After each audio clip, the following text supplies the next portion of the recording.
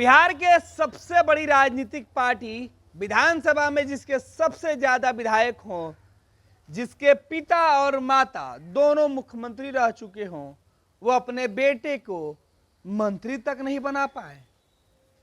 पूरे बिहार में घूमकर खुद को बड़े क्रांतिकारी नेता के तौर पर अपनी पहचान बनाने का दावा करने वाले तेजस्वी यादव, जो बामुश्किल 9वीं भी पास नहीं कर पाए हैं, ऐसे नेता बड़ी बड़ी बातें करते हैं। बिहार की सबसे बड़ी पार्टी के विधायकों के नेता तेजस्वी यादव अपने माता पिता के कृपा से उप मुख्यमंत्री तक नहीं बन पाए, एक मंत्री तक नहीं बन पा रहे थे, जबकि नीतीश कुमार की वजह से उन्हें 2 बार उप मुख्यमंत्री बनने का मौका मिला। यह मौका लालू यादव और राबड़ी देवी ने नहीं दिया था, यह नीतीश कुमार ने दिया था। जो लोग कह रहे हैं कि लालू यादव के कृपा से नीतीश कुमार मुख्यमंत्री हैं, उनको विजेंद्र यादव विधानसभा में जवाब दे रहे थे। विजेंद्र यादव कह रहे थे कि किसके कृपा से कौन मुख्यमंत्री है ये तो बाद में पूछा जाएगा, लेकिन आप जिस व्यक्ति के कृपा से बिहार में मंत्री और डिप्टी सीएम बने, वो भूल गए क्या? मंत्रिमंडल में मंत्रियों का काम क्या होता है? मुख्यमंत्री के कामों को हल्का करना, उनकी जिम्मेवारियों को बांटना, उनके कामों को देखना। अगर मुख्यमंत्री जो विभाग देते हैं उसके बॉस के तौर पर सीएम खुद होते हैं, बाकी मंत्री तो उनके सहयोगी के तौर पे होते हैं, और वो क्रेडिट लेने की बात करते हैं। अरे क्रेडिट अगर आप ले रहे हैं तो नीतीश कुमार के कामों का भी क्रेडिट आपको देना होगा। विधानसभा के अंदर जब ये बातें पूर्व वरिष्ठ मंत्री विजेंद्र यादव जब कह रहे थे ये बातें, तब सदन में विपक्ष के जो नेता थे वो सुनने के लिए बैठे नहीं थे, बल्कि बाहर चले गए। लेकिन विजेंद्र यादव का तेवर बता रहा था कि विजेंद्र यादव लालू प्रसाद यादव के साथ साथ तेजस्वी यादव को उनकी हैसियत, उनकी औकात बता रहे थे। सदन में जब विजेंद्र यादव यह बातें कह रहे थे तो सत्ता पक्ष की तरफ से मेज थपथपाई जा रही थी और बगल में बैठे मुख्यमंत्री नीतीश कुमार मुस्कुरा रहे थे। तस्वीरें देखिए और विधानसभा के अंदर का यह तस्वीर और बयान सुनिए। कुछ विद्वान सदस्यों ने, जिसमें भूदेव बाबू हैं, कहा कि बिहार का अपना बिजली क्या होता है, मेरी समझ से परे की बात है। नबीनगर या हो कहीं भी हो, न हमारे पास कोयला है भारत सरकार के पास, रेल भारत सरकार के पास, एक्सपर्ट उनके पास, 80% बिजली हमारी पर एग्रीमेंट करके नबीनगर और जितने हमारे पावर प्लांट हो भारत सरकार को दे दिए, और आज हमारी स्थिति अच्छी है, कहीं कोई दिक्कत नहीं हो रही है। आज 3 लाख 3.5 लाख करोड़ बकाया है एनटीपीसी का अन्य राज्यों पर, बिहार ऐसे राज्यों में नहीं है। ये हमारा लाभ हुआ है स्मार्ट मीटर लगाने से। लेकिन महोदय, बिजली बिल गलत के सुधार के लिए मैंने 11,000 करोड़ की योजना का अब महोदय एक जिक्र मैं करना चाहूंगा। एक बैठिए। एक मेरे कंस्टिट्यूंसी में एक महिला बूढ़ी आई,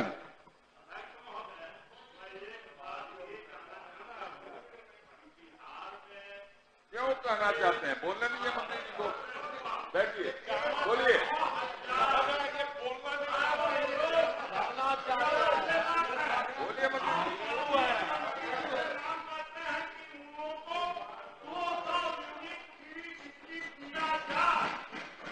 महोदय ये सुनने को तैयार नहीं है कि 14 साढ़े 14 हजार करोड़ रुपया। इसलिए महोदय, एक महिला आई और एक महिला आई अच्छी बात सुनिए।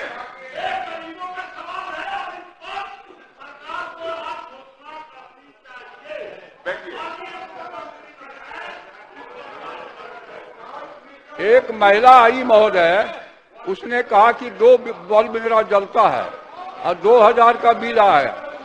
7 बजे मैं चला गया उनके यहाँ, वो जो हमको देखी तो भाग खड़ी हुई, और उसके यहाँ जब देखा हमने तो आई भी लौट के नहीं। बिजली का दुरुपयोग भी रोकने के लिए हम लोगों को इंतजाम करना चाहिए। दिन में भी लाइन जलता रहता है।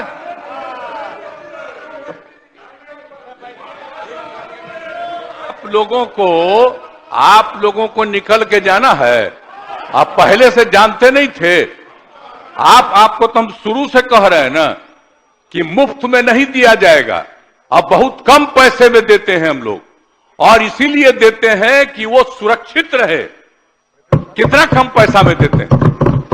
कितना बड़ा पैसा लगता है सरकार को बिजली लेने में, और कितना कम पैसा देते हैं। आप सब लोग रहे एक बात जानते रहे, अब आज बोल रहे हैं। और बाकी कई राज्यों में कुछ लोग अपना कर देते हैं कि मुफ्त में देंगे, और हम तो शुरू से यहां बोलते रहे, बाहर बोलते रहे, यहां तक कि चुनाव के दौरान जब भी चुनाव होता था वहां पर भी हम खड़ा होकर के बोल देते थे कि ये सबकी सुरक्षा के लिए है। अगर उसको थोड़ा पैसा लगेगा, हल्का सा पैसा लग रहा है, तो आप लोग तो ऐसे ही खत्म कर देते हैं। हम तो सबकी सुरक्षा के लिए रखे हुए हैं। तो आप लोग कुछ सोचिए भाई, चुपचाप बैठिए। ये तो बिल्कुल ही ईमानदार आदमी हैं और खूब बढ़िया से काम कर रहे हैं। अरे इनका बात सुन लीजिए, बैठिए। क्या लगे मतलब के बात कर रहे हैं?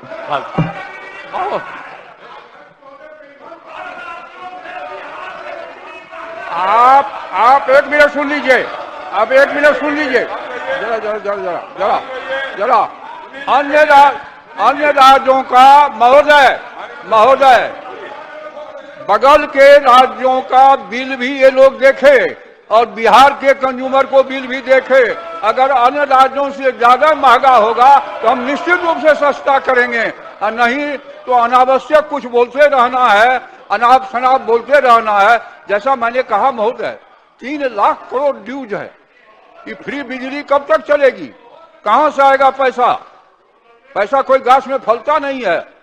पैसा तो कहीं न कहीं से पब्लिक के पास जाएगा।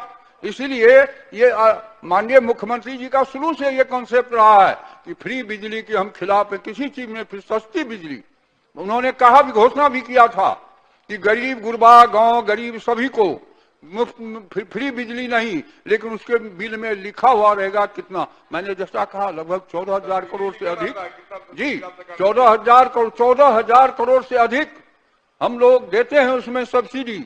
अब इससे बेसी क्या सुविधा चाहिए? और ग्रामीण क्षेत्र में साधारण कंज्यूमर का और ज्यादा है, शहर में उससे सस्ती बिजली मिलती है।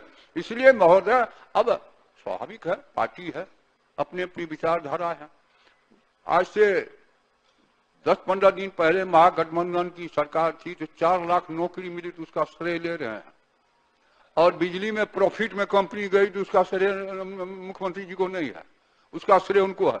संविधान में व्यवस्था है महोदय, to aid and advise there shall be council of minister. मुख्यमंत्री के सलाह और सहायता के लिए मंत्रिपरिषद होता है। मंत्रिपरिषद में कोई क्वारम नहीं होता है, कोई वोटिंग नहीं होता है। इसलिए आज अगर नरेंद्र मोदी जी की सरकार की उपलब्धि है तो बिहार में नीतीश कुमार की कॉन्स्टिट्यूशनल रिस्पॉन्सिबिलिटी सुविधा है। लेकिन संविधान से क्या मतलब इन लोगों को? क्या मतलब संविधान से? पलटी मार कहते हैं। जरा बताइए, 97 में आए थे, 95 में आए थे, कांग्रेस के खिलाफ में आए थे। 97 में जब आरजेडी बनी, किसके समर्थन से सरकार बना था?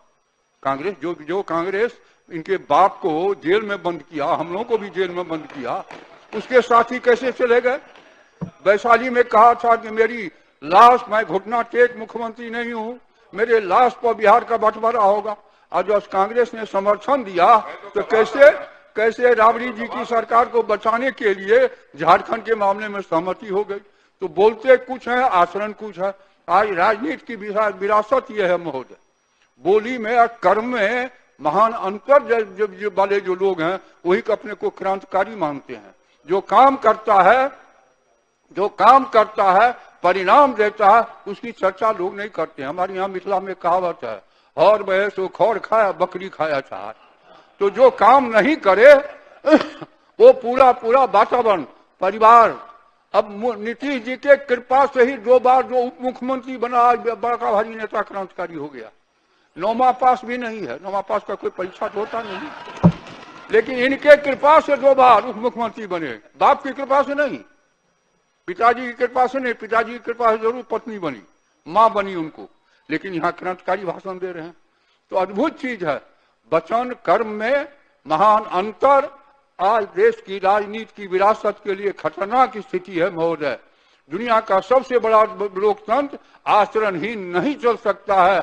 और महोदय, बिहार का मैं फिर निवेदन करूंगा आदरणीय प्रधानमंत्री जी से कि बिहार गंगी जमुनी सभ्यता में सबसे अधिक आबादी का घनत्व है।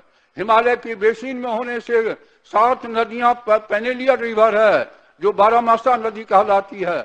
बर्फ जब पिघलता है गर्मी में, अन्य नदियां सूख जाती है। बिहार की नदियां बर्फ के पिघलने से भर जाती है, हल्की वर्षा होने पर ही बाढ़ आ जाती है। और सबसे अधिक गंगी जमुना सभ्यता होने के कारण स्वच्छ पानी की आसानी से उपलब्धता और हवा उपलब्ध होना, इसके लिए ज्यादा से ज्यादा आबादी गंगी जमुनी इलाके में बसी। इसलिए मैं फिर सदन के माध्यम से माननीय प्रधानमंत्री से हाथ जोड़ के विनम्रता पूर्वक निवेदन करना चाहूंगा कि बिहार को विशेष दर्जा देने की कृपा करे या विशेष पैकेज की कृपा करे, ताकि बिहार का समुन्नत विकास और आगे हो। और ज्यादा, अब कितनी गरीबी रेखा से कितने लोग ऊपर उठे हैं, बिहार रिकॉर्ड है महोदय, सबसे ज्यादा। तो काम नहीं हुआ तो कहां से। और महोदय, एक बात मैं और निवेदन पूर्वक कहना चाहूं, गरीब लोग बिजली बिल पूरे समय पर, निर्धारित समय पर पेमेंट करते हैं। वीआईपी लोग ही गड़बड़ करते हैं। अगर आप एरिया का देखें, मैं चर्चा नहीं करना चाहता हूं, ग्रामीण क्षेत्र में घाटे में बिजली नहीं है, वीआईपी इलाके में ही कड़ाई करनी पड़ी है। अब यहाँ जो सिस्टम डेवलप किए हैं, ट्रांसफार्मर में कितना मेगावाट पावर जा रहा है, बिल कितना आ रहा है, तो कहाँ जा रहा है, गंगा में जा रहा है क्या, कि धरती में जा रहा है क्या। इसीलिए इस सिस्टम को ठीक करने के लिए ये कड़ाई की गई है और एटीएनसी लॉस इसीलिए घटा है। अब 5 कंपनियों में बिहार आई है। इसलिए महोदय, अब ये लोग तो चले गए, अब इन्हों से निवेदन करना क्या है, कितना भी निवेदन कीजिए तो ये आदत सुधरेगी नहीं। इसलिए अंत में मैं महोदय निवेदन करना चाहूंगा सबसे कि इस बिल को पारित करने की कृपा करें। बहुत बहुत धन्यवाद।